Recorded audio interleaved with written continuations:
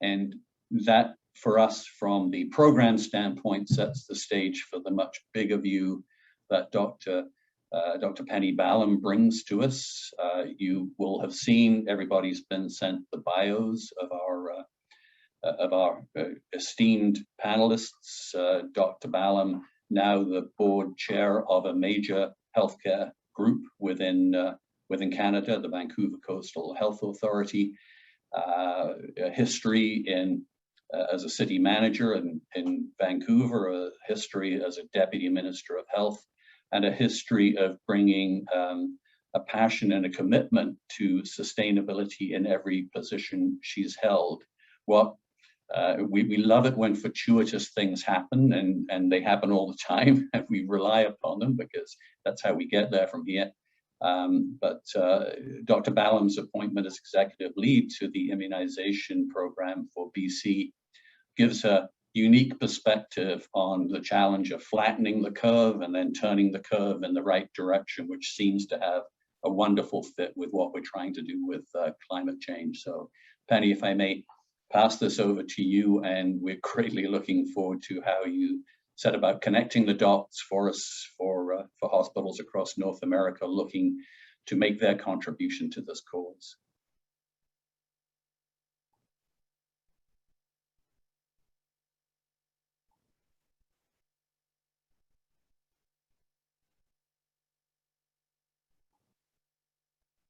Dr. Ballem, you're on mute. How's that? Sorry. There we go. Great. Famous words these days. That's right. So just thank you so much, Ian, and to my colleagues on the panel, and to Greening Healthcare, and all of you who are in attendance here today for your commitment to this really critical area. I just want to go back to the land acknowledgement and just say, as you said, Ian, how relevant that is. I'm speaking here from the unceded ancestral territories of the Musqueam, Squamish, and Tsleil-Waututh, and our health authority, Vancouver Coastal, has 14 different nations that basically hold the land that we work, play, and most of us live on. And it's a huge privilege, and I think we all know we have a lot to learn from our Indigenous peoples. They have understood sustainability for a very, very long time, and we could do well to spend more time learning from them, how to approach this crisis that we're facing. So maybe go to the next slide, Ian. I think it's both terrifying and propitious that the IPCC panel has reported out in the last couple of days. It's a 9,000-page report, so I can't say I've read it, but I've certainly, the clips of the executive summary and the whole message in this is truly frightening. And I think that time is running out for us across the world. This is a global challenge, as you know. It's not relevant to any one particular area. Every part of the world is suffering significant impacts of climate change, and we've passed some critical milestones. As you pointed out, Ian, our metrics are not measuring up in terms of what we've committed to, and we have got a lot more work to do in Canada and across the rest of the world. So I think, if nothing else, we're in a place where we've got the burning platform, so to speak, that often is needed in the health sector and in government to actually really get serious about taking action. And just here very, very locally, and one of the messages that is really important for us as you think about people who are working in the facilities area and healthcare, I know from my own experience over many years, you have trouble competing with all the other interests in our sector. And I'll show you my picture of, healthcare versus PET scanner, a chiller versus a PET scanner. And, it's a no-brainer who's going to win that discussion. But I think it's really important that we use, techniques, and it's a guerrilla war strategy that we need in order to help convince our colleagues in healthcare that, the job we have to take our facilities to low carbon or, no carbon or net zero is really, really important to them and their business as clinicians in many cases, it's just a fundamental part of being successful. And I can tell you that this summer in British Columbia and in other parts of Canada, has been really, truly an incredible, terrifying wake-up call. And I can tell you last weekend, when I was the chair of Vancouver Coastal, I was dealing with transfers out of the interior, the prospect of evacuating, hospitals and communities and long-term care facilities to bring people to safety because of the fires, having already dealt with the heat dome, which nobody had ever heard of a heat dome before. And the loss of life we had in our authority, hundreds of people died during that event over a few days. And then the ongoing catastrophe of COVID and, our current surge of cases after, we've reached over 80% of our population with dose 1 and close to 75% with fully vaccinated with dose 2. So, we're very, very close to a full herd immunity, and yet we still have these things going on. So I think, Ian, when you and I talked about this, really understanding how do we get to making the decisions that are going to help us with this bigger picture and make it relevant to the day-to-day crises and pressures that we're dealing with is really the focus of what we want to briefly talk about. So, we're very fortunate in British Columbia because we have a mandate for this that comes, straight through legislation. And, our health authorities, as a chair, I receive a mandate letter from our Minister of Health every year that lays out the expectations of our authority. And, I've extracted a paragraph out of that mandate letter, and it basically, essentially references what we need to do. But if you look across the world, the impact of the health sector on climate change, as you've mentioned, is very, very significant. And, this is a quote from the Director General of the World Health Organization. And I think that, this is the kind of discussion that we need to use to bring our health professionals who have so many goals and needs in terms of, use of capital in our sector that aren't necessarily related to infrastructure. Essentially places of healing should be leading the way in climate change and not contributing to the burden of disease. And if you go to the next slide, you can see that our healthcare sector is a very, very large and disproportionate, contributor to carbon and greenhouse gases. And, this is data from the Healthcare's Climate Footprint, which is a recent publication by a nonprofit, Healthcare Without Harm and Arup, which is a very highly thought of group of consultants. And you can see that the Healthcare's Climate Footprint is about 4.4% of global net emissions. And they use these ways of, giving people sort of, well, what does that mean? So it's equivalent to 514 coal-fired power plants. And it would be equivalent to the 5th largest emitter on the planet if healthcare was a country. And these are some of the kinds of metrics and storytelling that actually helps people, who are working in healthcare, whether on the front lines of clinical care or, on the senior team or, in various places or in bureaucracies and ministries of health. It helps them get their head around, what is our contribution? And what we've learned as I've looked at the COVID, managing, getting people to get immunized for COVID, what we've learned is everybody comes into these arenas and these decisions from their own perspective.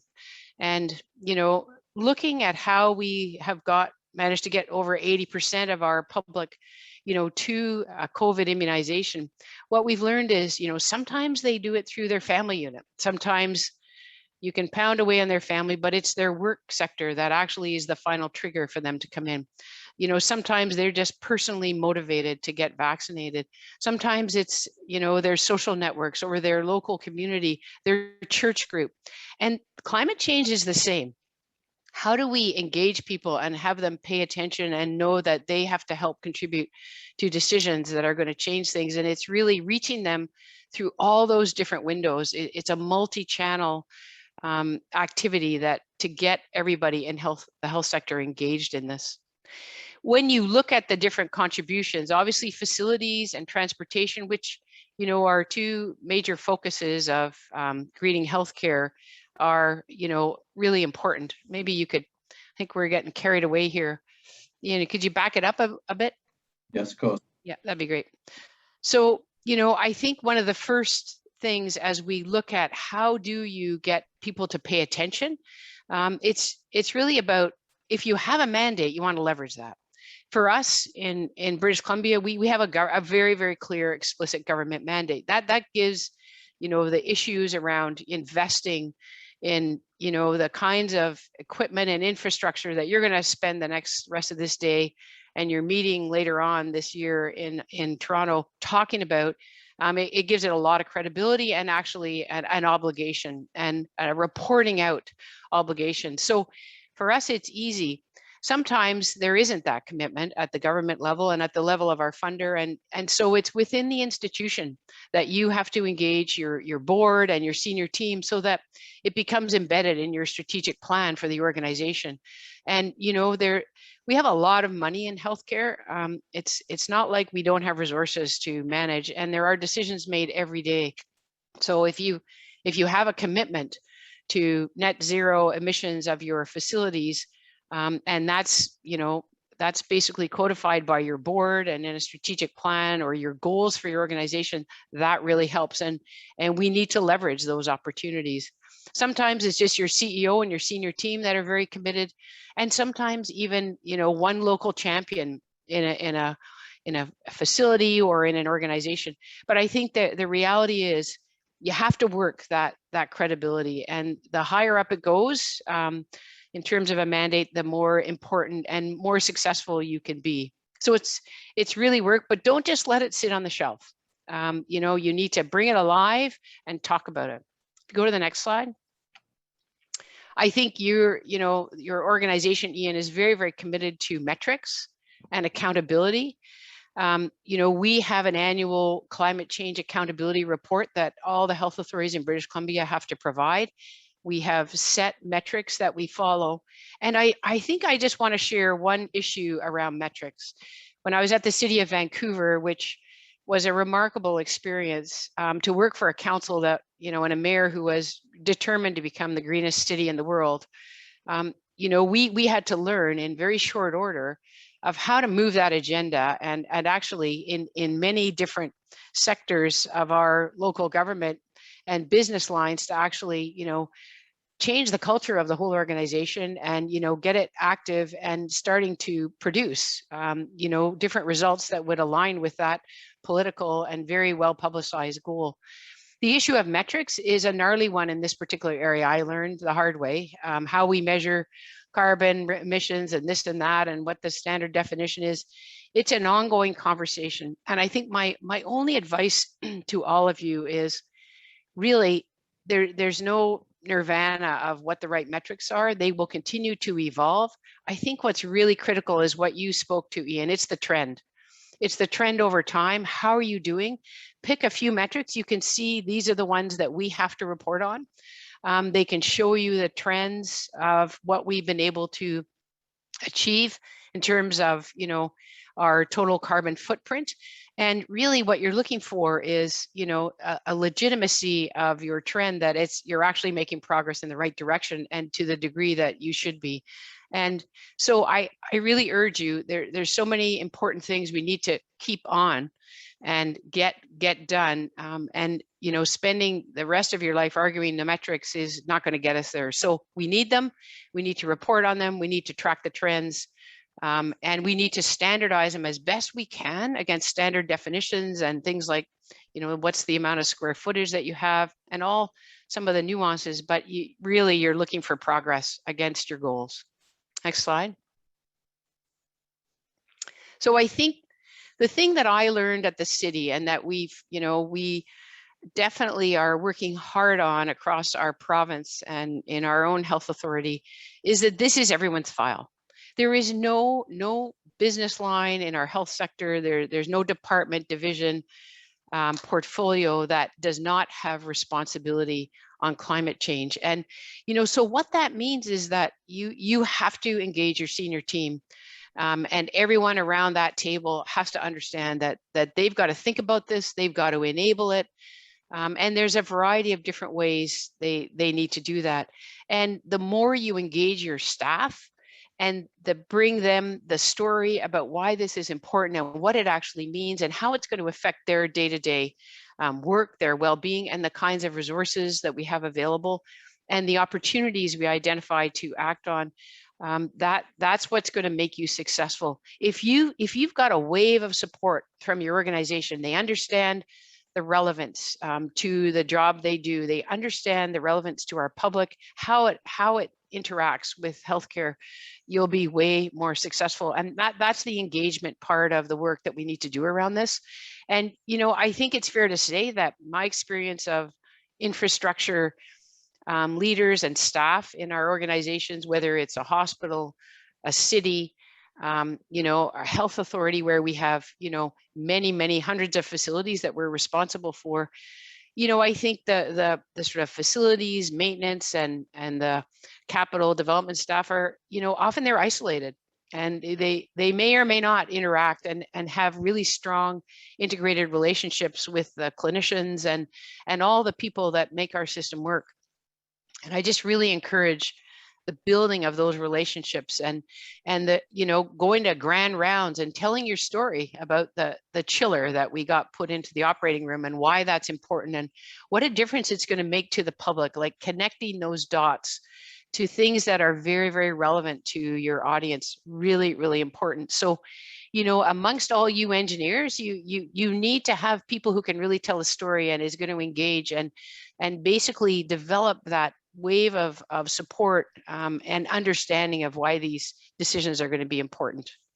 So if you go to the next slide, this is just a little bit, in the context of where we are, climate change, how that impacts net zero and facilities and the business that we're in, which is healthcare. And, you can see, pandemics are related to climate change. And, what we've heard from the international, bodies like the World Health Organization is we can expect more of this.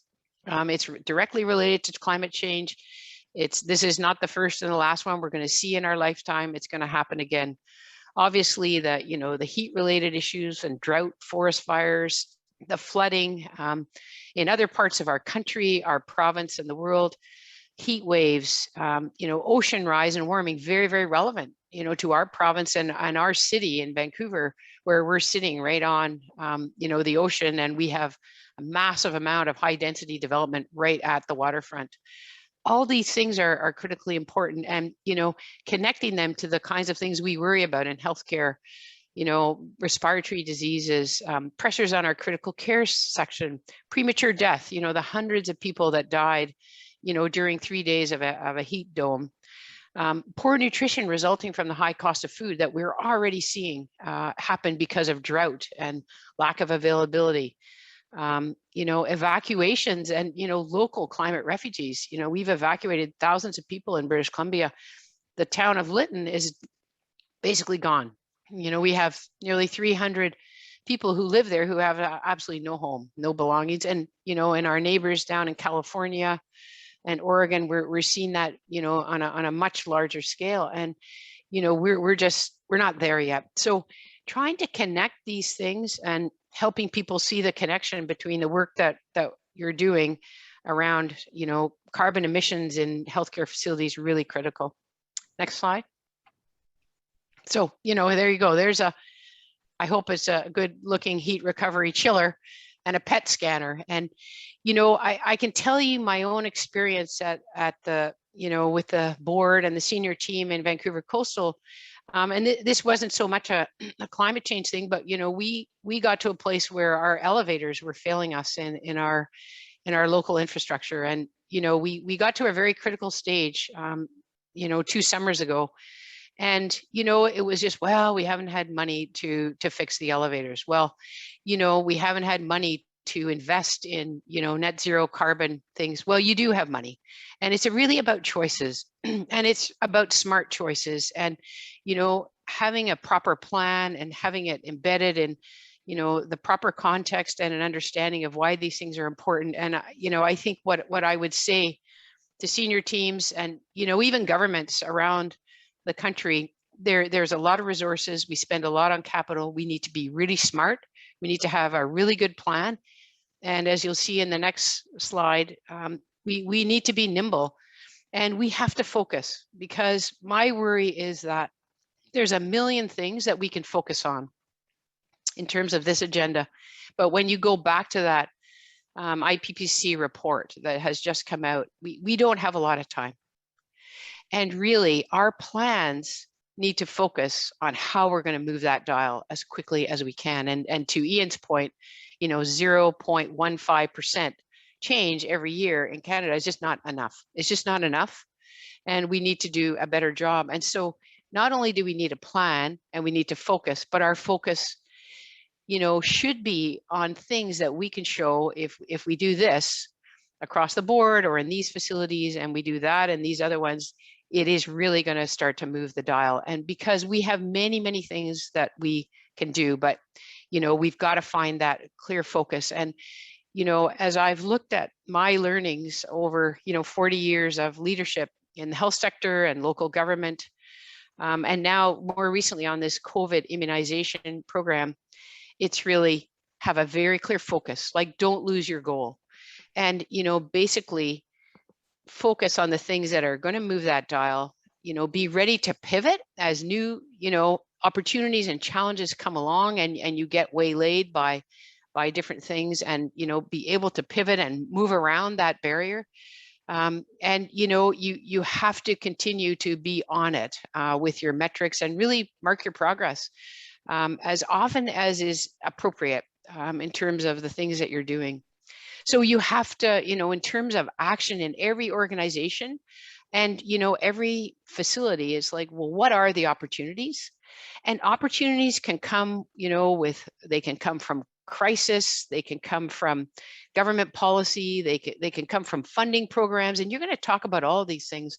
There are many opportunities that present, and, having someone assigned to looking at that environment and, figuring out what are all the menu of opportunities that we have, and then relating that down to your facility plans and your high return projects, that's how you're going to move the dial. And you have to be ready to move and pivot. Like when programs open up for funding, it's very competitive. You got to get in there like a dirty shirt. And, as I say, there are crises of the day. If you look at long-term care is a crisis in Canada. And, the infrastructure that we have in many of our public sector long-term care facilities is that they've got 4 bedrooms, they're not air conditioned. They're just appalling in many ways, and governments have been embarrassed, and they need to do something. So there's an opportunity in that sector to make some, critical changes as we renovate, renew, refresh these facilities to make sure that we've got our net zero carbon goals right up front and center, and that we're doing that in a cost-effective, very smart way. And we need to educate and support our groups, all of our stakeholders. Your relationship with your local ministry, whether or not your government, is interested and has this on their political agenda, which amazingly still does happen. Your government bureaucracies are, very fine. They're smart people. They know what needs to be done. And, the more we can support them, when we either have their support and they've got a mandate, or they actually don't have a lot of support, but they know it's important to do, having them understand your plan and what your strategy is, and how you're working to make it as cost effective as you can, and be as nimble to help align with them, really, really important. Those relationships are critical. The senior leaders in your organization, clinical and non-clinical, same thing. They have to understand it and be able to speak to their troops and help them, get them on board, and make that case for why we're going to invest in a chiller instead of another PET scanner for this next capital budget. So fundamentally, our time is running out. We got some great work to do. We've got terrific partners in industry, in government, in local governments of all levels. Use those relationships. Leverage this report from IPCC and our legislation, our national legislation, get ourselves organized, and let's get going and make a difference here. There's resources available. It can be done, and I think we owe it to our public to get out in front and make these changes. So I'm going to stop there, Ian. Thank you so much for this great opportunity to be a part of this panel. Penny, thank you. This man, I was writing down the key words as we went through this, and I got too many. Usually then I like to go through them and remind everybody, but I got too many of them to work with. But and we will capture these in the ongoing kind of work that Greening Healthcare is doing. But the idea this is all about different decision making, I think maybe is a theme that will, excuse me, carry on through the rest of the day. That doing things as I'm sure my Irish ancestors said, doing things over and over again the same way and expecting them to turn out differently ain't going to get us there. So decision making, and that it's not about having no money. It's about making more informed, smarter choices, and that the right people having a seat at the table through that. And I like the idea that government, because of the nature of the political nature of government, it reflects the population. So it's moving definitely in the right direction, but that government commitment can fluctuate over time, but there's responsibility. We're all in this together. We're all responsible, and that each institution can take it upon itself to do the best it can with what it's got. So the idea of decision making, and I'm going to now introduce the rest of the panel. So again, we're just thrilled today with the range of jurisdictions and healthcare governance across our panel. So you've heard from Dr. Ballem, Steve Reese. Many of you will know from Alberta Health Services, now advising there, but the incoming president of the International Federation of Healthcare Engineering, and he'll be talking to us at the end of this session today as well about the conference coming up in Toronto next year, and which we're working towards supporting as actively as we can. Delighted to have Rame Hemstreet from Kaiser Permanente. See his executive role at the corporate level, looking to make things happen, and I'm sure he'll mention, Kaiser having been certified net zero emissions and all the extraordinary work that they're doing. And Rudy from a real life Ontario important mainstream hospital dealing with the new tower that needs to be built with a growing population, with all the issues around COVID and everything else. So for us, this is a really well balanced and extraordinary group, and I'm going to mess it up right from the start by changing the order in which we had discussed with dealing with this. Rudy, I'd like to kind of begin with you around this idea of institution taking responsibility going forward. And we have, as you know, included a couple. You tell me when you'd like to pull them up, but tell us a bit about North York General Hospital's adoption of sustainability or embedding sustainability within governments, how that came about, and what it means in terms of your ability to move the needle, as Penny said. Thanks so much, Ian, and thanks so much for inviting me. Good morning, everyone. And I'm delighted to see that there are 70 participants in this from across different sectors.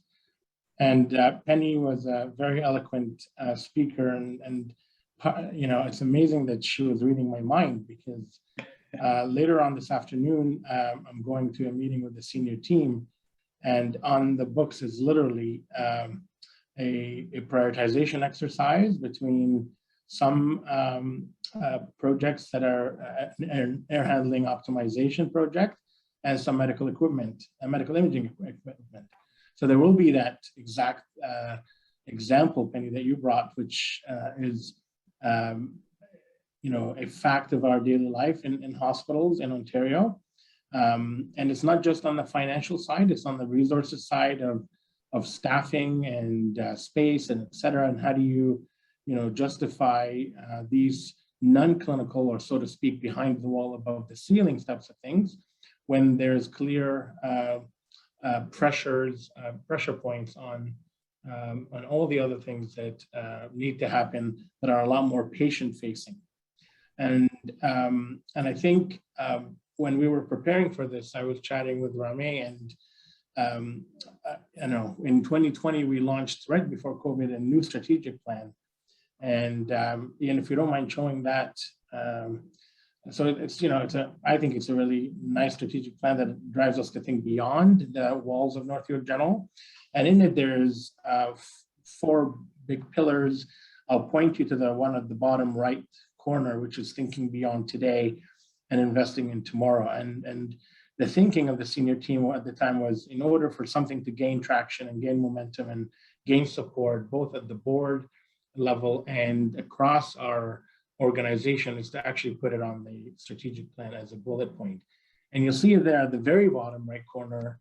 And also zoom in on this one, you'll see reduced environmental footprint as part of our investment in tomorrow.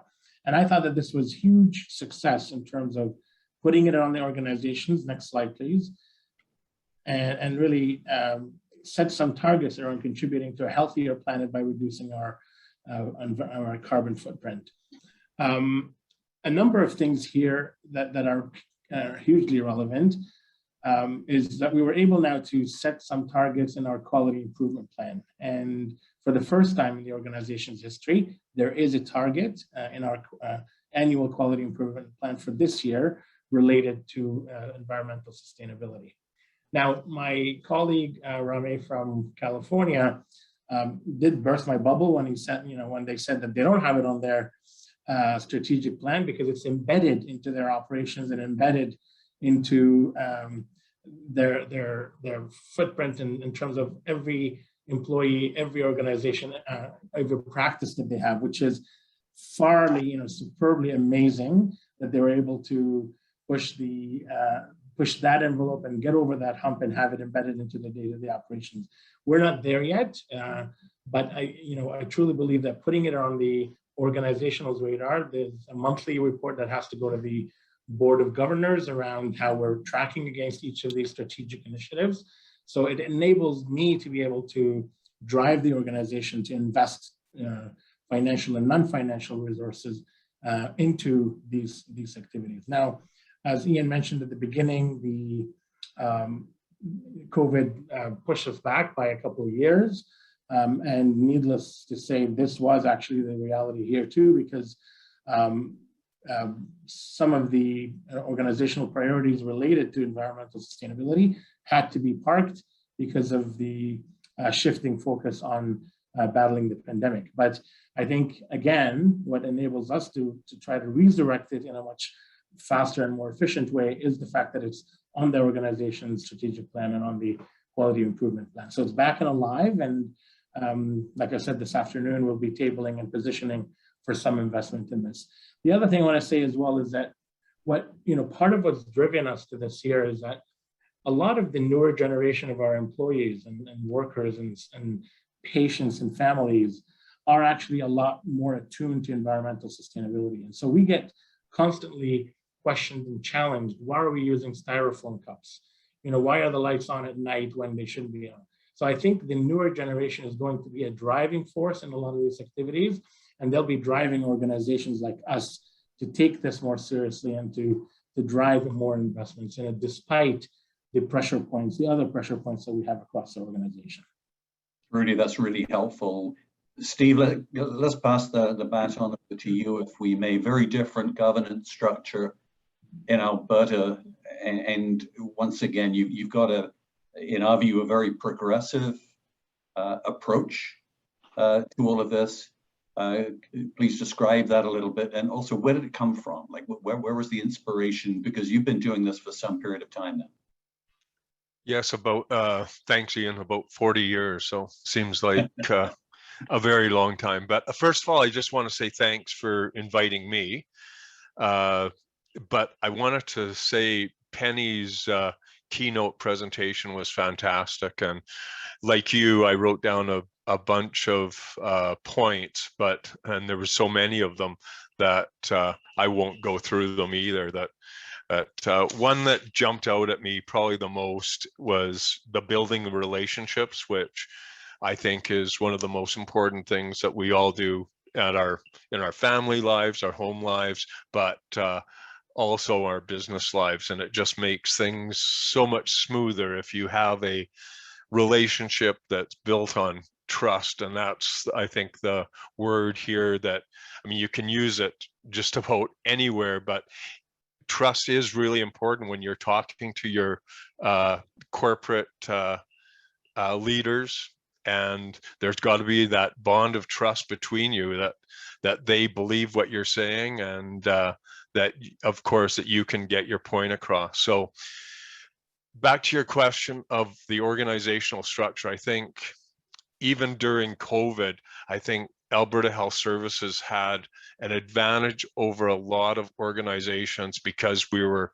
one health authority. That, I mean, as far as capital management goes, which I used to be the leader of when I was very proud of doing that, because we had such a, or we do still have such a great team in capital management.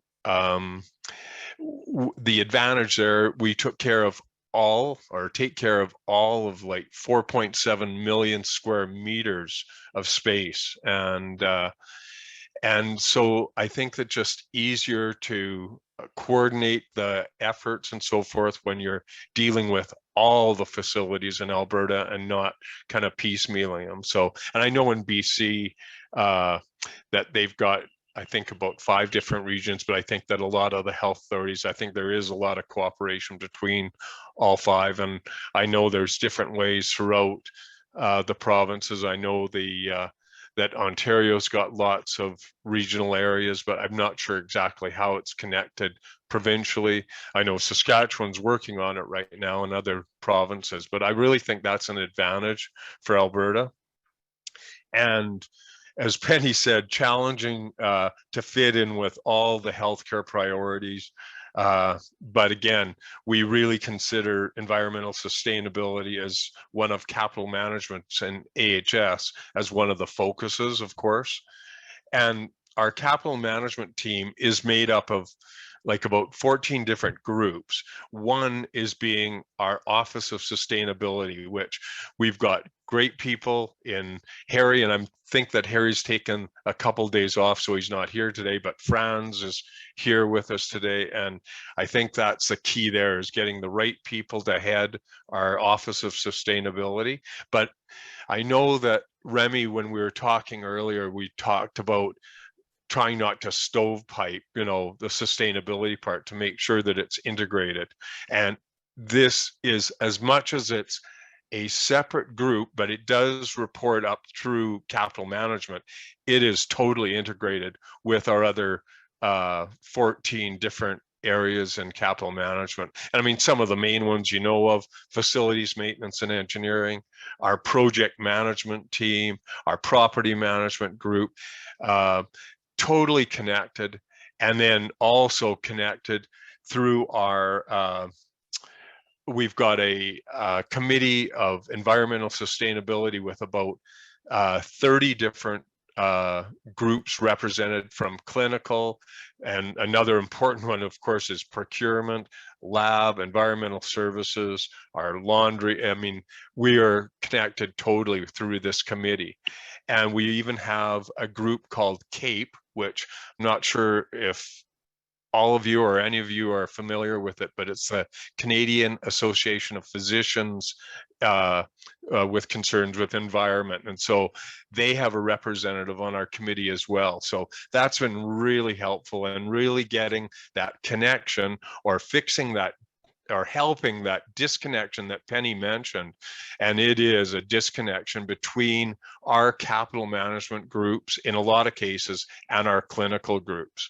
So that is a really important thing with our committee, our environmental sustainability committee. And back to what Rudy was talking about as far as the strategic plan, we are in alignment. We're part of the strategic plan for AHS as far as sustainability goes. It's in alignment with the framework of our triple bottom line, and it basically says AHS shall strive for sustainable practices by considering patient and population needs, environmental benefits or burdens by and through the delivery of healthcare, and financial responsibility. And of course, when you bring up financial responsibility, if you're not talking finances, because of course there's a short of finances in any healthcare organization, you've got to make sure that you're making sense financially too. So our organizational structure, we're really connected with the government as well, with the Ministry of Health and the Ministry of Infrastructure, and that really helps in our funding needs. And I can tell you that in Alberta, and I know that I'm sure all the provinces, and I know some of them more than others, but there is our capital renewal funding, and that's where we try with capital management to get away from the actual competitiveness between buying a CT scanner and buying a new air handling system or whatever, some more of the building systems renewal. So it is separated. I think the biggest, I guess the competitiveness there is the issue is something to do with more of the environmental sustainability strictly, as opposed to purchasing something else for the building. But in many cases, as long as we're looking at an environmental, looking at the environmental standards with the building renewal, then we're okay as well. But that has really helped us, and just having that close connection, that relationship that we've built for years and years with the government, with the two ministries of health and infrastructure, it really helps. And I'll stop there, and if there's questions about that, or if you want me to give you more details on something, go ahead, Ian. There'll be limitless questions, Steve. I'm quite sure and I like where you're going. So we, as you know, we looked a couple of years ago at Alberta Health, and seeing an organization where at the site level they weren't responsible for paying the utility bills, that centrally they're paid. We being super smart said, well, that can't possibly work. So the day-to-day decision makers in the front line don't have accountability for the utility bill coming out at the end. We then had the pleasure of attending a couple of your meetings. We reported previously on that your organization is saving $5 million a year compared with 5 years earlier. That's real money. And what the learning I got from that was there is no ideal organizational structure. And looping back to your and Penny's comments, it's all about relationships and trust building and having everybody in it together. And again, having attended these gathering of the clans that AHS does, where everybody comes together, the level of collegiality and mutual respect and listening is quite extraordinary. So we're struck now, we got no ideas about what the ideal structure is. It's all about the people and responsibility, and getting back to Penny's comments earlier about the effectiveness of storytelling. The one interesting thing about climate change, we are totally all in this together. We're all going to face the consequences, and what a wonderful forum to bring everybody together. So Rudy, you may have stolen a bit of Rame's thunder, which is just fine because good things bear repetition. But Rame, in some ways, the conversation we all had previously, Kaiser Permanente may have taken. So I'm picturing this transition over time from, Penny referred to the way to get things done, perhaps even 5 years ago, was guerrilla warfare. Like we can't go through them, we'll go around them. Moving from that to what Rudy's describing and Steve are describing around, now it's kind of mainstream. We got to get this done, but still possibly stovepipes. What does it look like at Kaiser Permanente, where, as you say, you've gone to the next level where everything is embedded in people's jobs? And it's like, why would I not think I don't have to have a plan to breathe every day. We just do it. What does this look like around sustainability within a very large organization that you're responsible for? Thanks, Ian. Thanks for inviting a neighbor from south of the border. Great to be with you. Hopefully we can be back together in person one day. Yeah, for those who aren't familiar with Kaiser Permanente, we're an integrated system, insurance and providing healthcare for about 12 million Americans.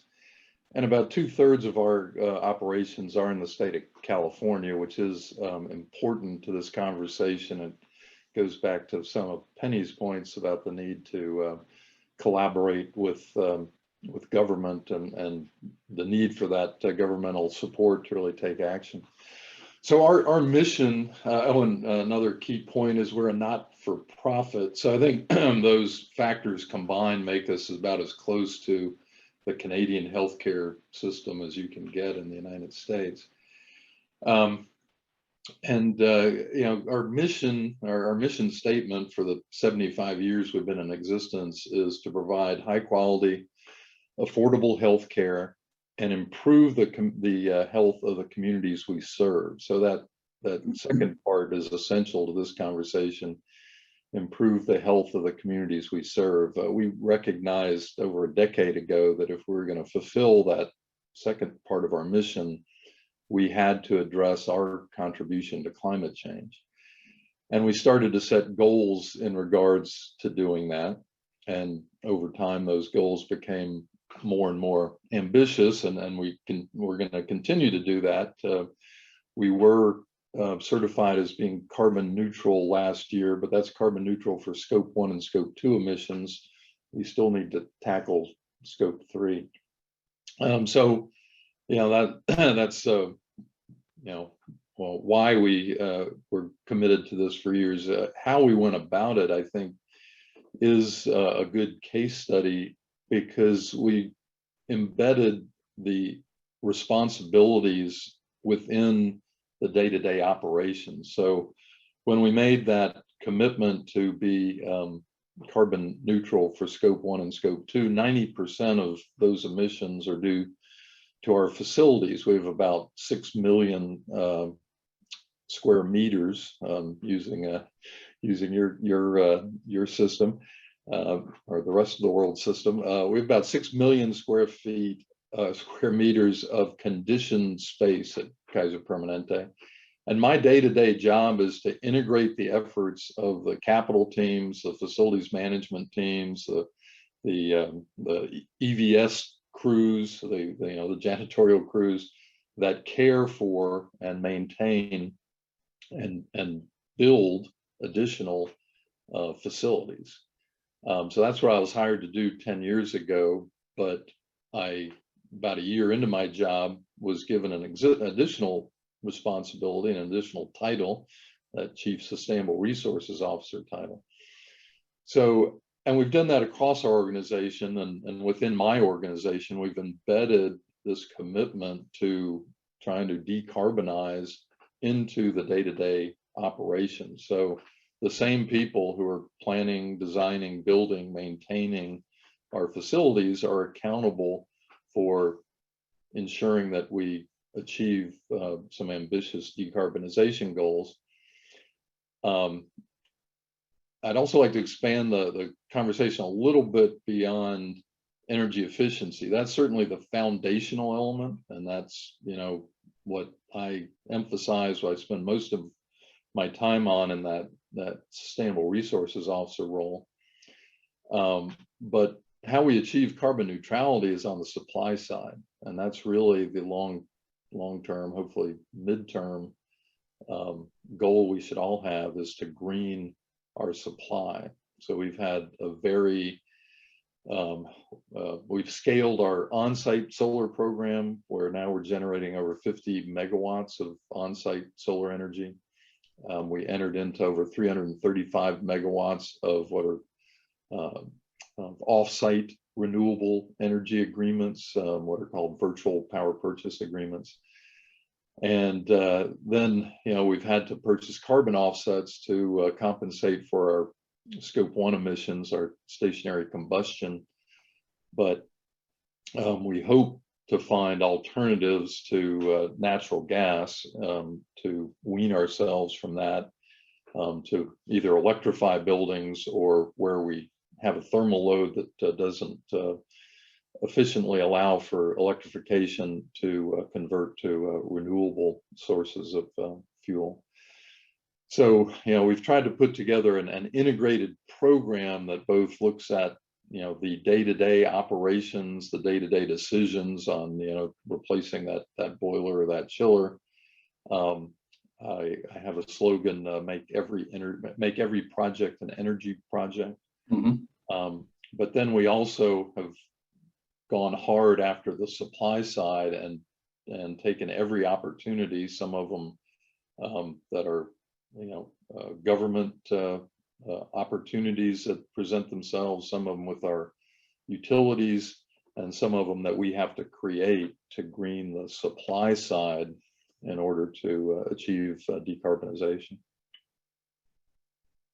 Rami, that is a great overview, and I just love the jurisdictional and governance scope or range of what we're discussing here. Penny, in a moment, I'd like to loop back to you to maybe pick up on all the things that our other panelists picked up from you and kind of summarize where you're at. I'm interested first, Michael, are the questions from the audience, like our commitment to questions from the audience, as we will respond to all of them.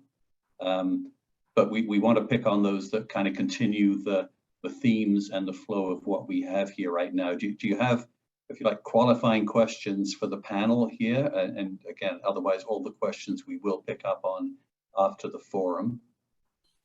So Ian, we don't have any questions right now. And just as a reminder to people that might have joined on late, there is a Q&A option at the bottom of the screen, and you should definitely take advantage of the opportunity to interact with these great minds here.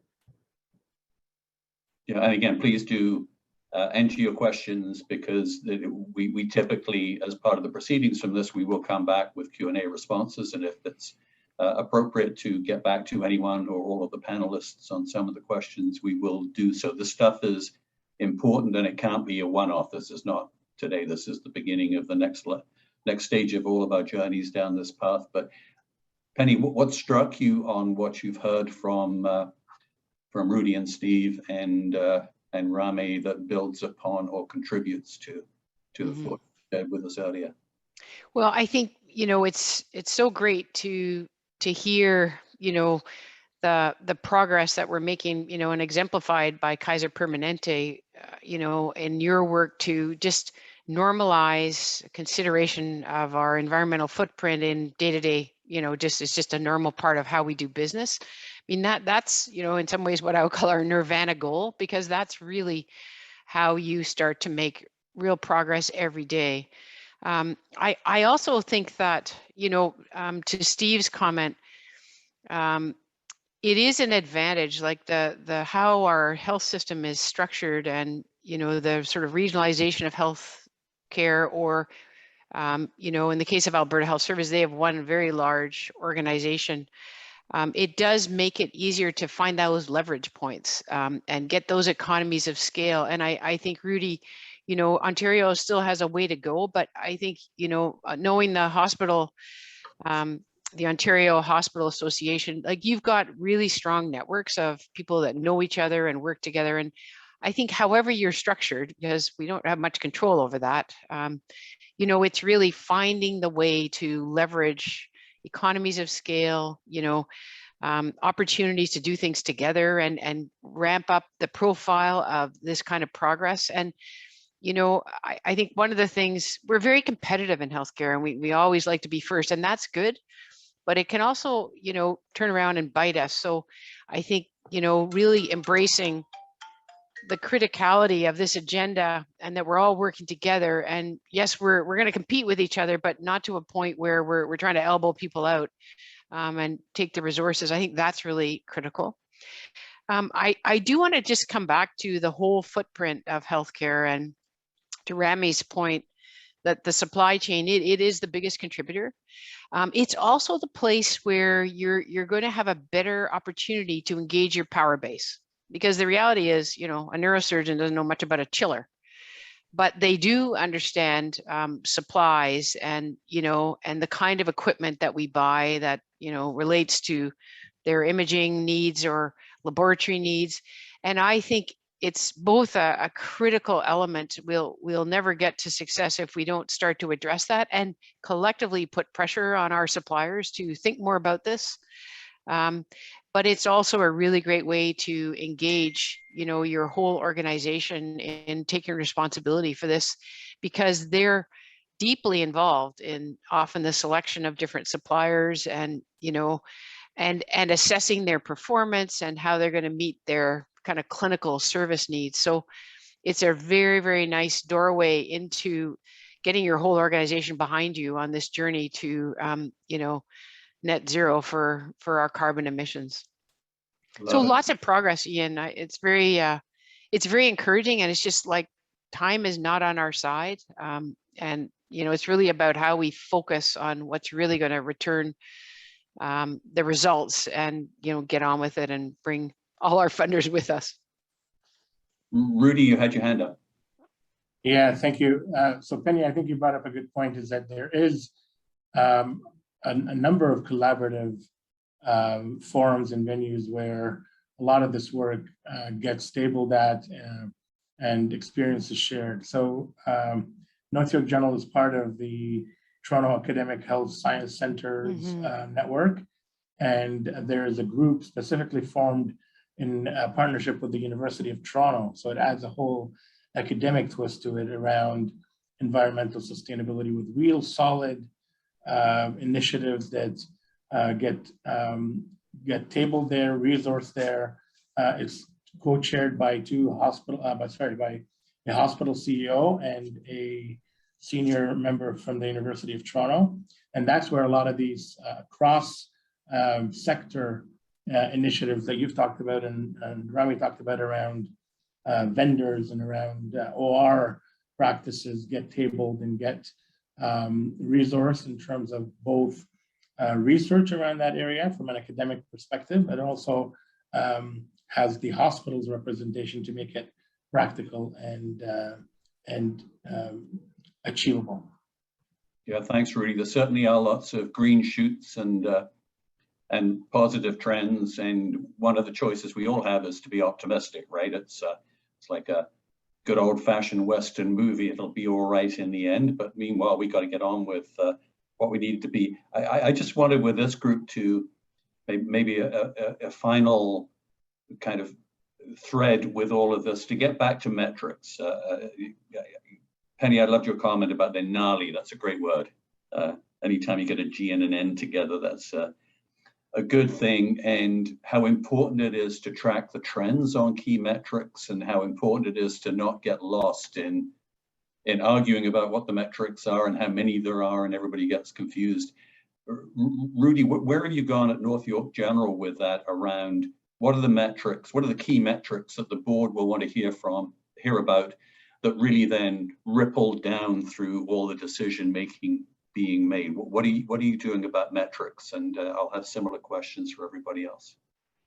Thanks, Ian. So we haven't really done much around the metrics yet, and I do reference the one quality initiative that's on our quality plan. It does have specific measures around reduction in utilities and energy consumption. So that's one. But I think we need to do way more work on that end. The one area that I do believe is going to also help move the needle on this is around the industry recognition of these initiatives and outcomes. And so, part of how we prioritize some projects, particularly hospitals, as Penny mentioned, we have a competitive nature. We all want to be the first to do this and win awards, et cetera. And so part of our strategy of how we prioritize some work is when we get notices, for example, through the Canadian College of Health Leaders around Environmental Stewardship Award. And so those are industry-sponsored awards that recognize some of the work that happens. It's obviously, you need to demonstrate true progress and outcomes with data on this, but I think a lot of this, what drive us even to advance the work and do more is if we can partner with industry to deliver some of these things and recognize some of the work that gets done. And Penny, where is Vancouver Coastal settled now on the right metrics? Well, I think, you know, we're a work in progress. We have had government mandated metrics that you can have a look at in my PowerPoint. They're not, you know, life shattering, but I think that, you know, we've just appointed one of our senior surgeons who, Dr. Andrea McNeil, as our, you know, chief climate medical lead. And, you know, so I think we have a lot of, you know, we're in the next wave of momentum as an organization to bring this agenda alive across all the different thematic areas where, you know, we are, you know, responsible for carbon emissions. And so I think we will be coming back with a framework with, you know, a more comprehensive number of metrics. But, you know, I think I've spent much of my life, like as a deputy minister back in early 2001, that was the beginning of sort of, you know, performance-based metrics in healthcare in the country. We were one of the first provinces to have a mandate letter and a service plan report with metrics associated with it. And I just remember, like, there's a lot of games around metrics because governments like to be successful. They don't like to fail on their metrics. And so then they set metrics that, you know, frankly, you can get to, and it does not necessarily really truly moving the needle. So I think as an organization, it's really important to challenge yourselves and set a small number of metrics that are going to be understandable by your board. And, you know, are something you can explain to, as I say, Fred and Ethel, and Ethel and Uncle Fred, if you're, you know, sitting around the Sunday dining room table, will they understand what you're talking about? Because having your public with you is really important. So, you know, there are many metrics. I don't know what the best ones are, Ian. I think, you know, your organization is, you know, deep into that, but I think making them understandable and being able to explain them from a public perception is one of the most important things in my experience of successfully using metrics to advance an agenda. And trending is, you know, probably the most important thing is to show progress or not and where we could be going. So that's my, like, don't spend your life around trying to reach nirvana around your metrics, and don't have too many. Smaller number, significant enough to capture progress and show trends of toward your goals. And Steve, I stole your thunder already with your $5 million a year. That's a pretty good metric. Yeah. Yeah, no, it is a good metric, and that is one of the things that we show in cost reduction for utilities. And I know that Harry and Franz did a report called, what Harry called the red-green report, basically red for not good, green for good, Right. and went through all the utilities with all our sites, so our main site. So, you know, probably 100 different healthcare facilities. But I think that helps the facility managers, our maintenance engineers, and so forth.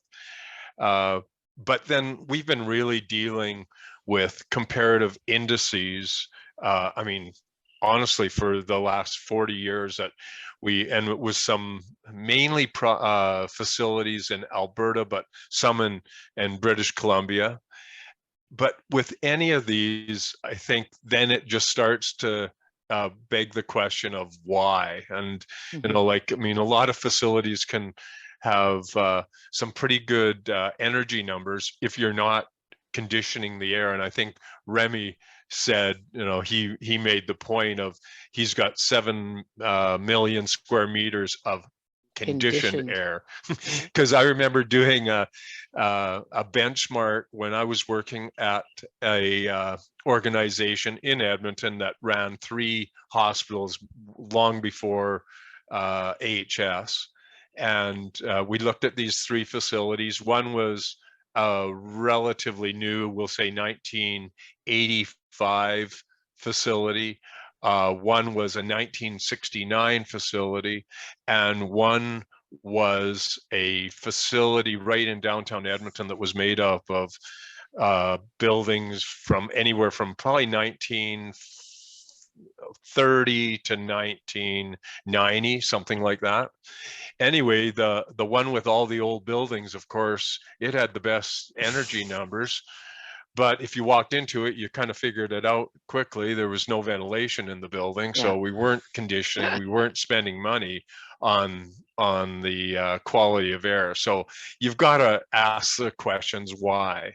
The one that was the top is still a very high performer, and it was a lot of the way it was constructed with recirculating air in the right places and so forth. So, and it's still being operated, I think, really well. And that's one of the key things. Is it, is it being operated? Is it operating the way that it was meant to when it was built? And I think that's where the word recommissioning comes into. And I think that AHS and Harry and Franz and teams, and again, I go through all the teams of, of our facilities, whether small or large, they work closely together, and that, I think that's the key.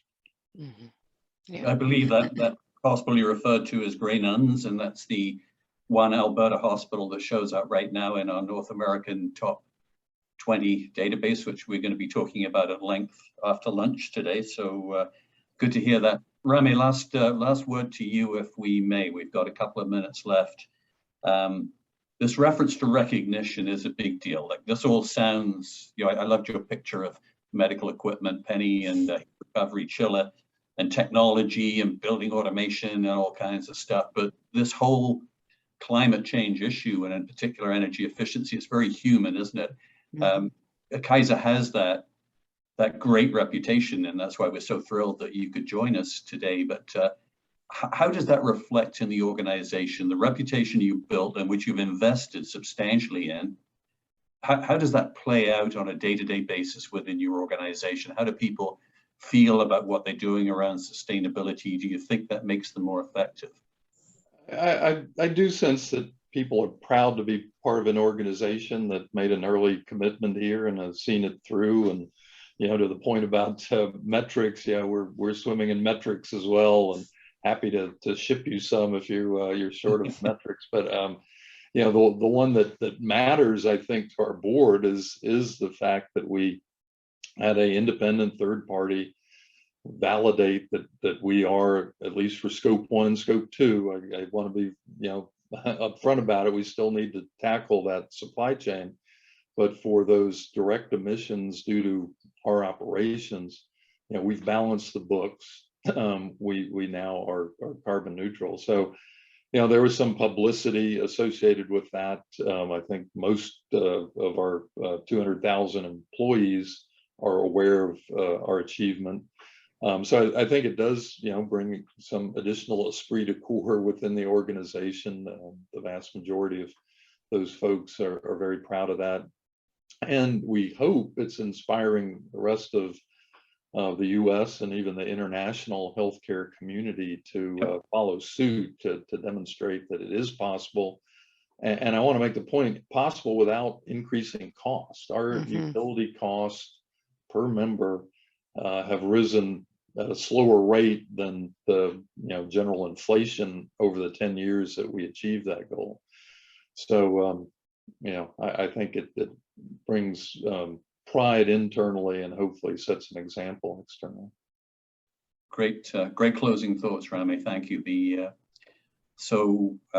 What can I say? Again, extraordinary conversation. I thought after your keynote, Penny, I had half a page of keywords. Now I got a whole page and a half of them, but let me show you one. I have no doubt that the audience here, Steve, you brought us to a kind of, for me, a new definition of greening healthcare, which is, comparative metrics invariably raise the question of why.